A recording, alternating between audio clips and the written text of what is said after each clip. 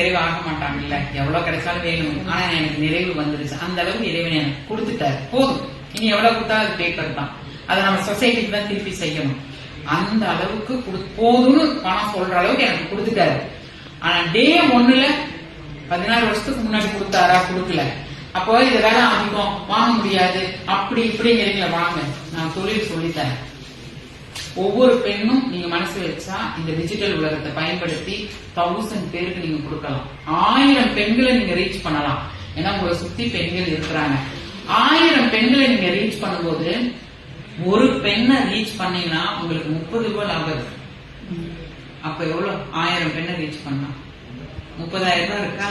30,000 ரூபாய் நல்ல பணம் தானே.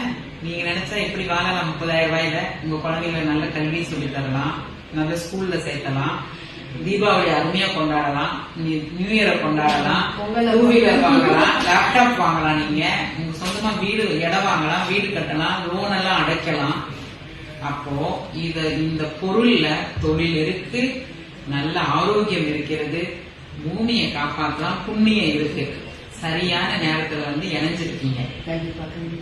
நீங்க எவ்வளவு திட்டமிடுறீங்க, எவ்வளவு பெண்களுக்கு கொண்டு போய் சேர்த்தலாம் நீங்க நினைக்கிறீங்க? மனசு உங்களுக்கு நான் சொல்றதே ஓடிட்டு இருக்கு மைண்ட்ல. எவ்வளவு பெண்களுக்கு கொடுக்கலாம்னு நினைக்கிறீங்க?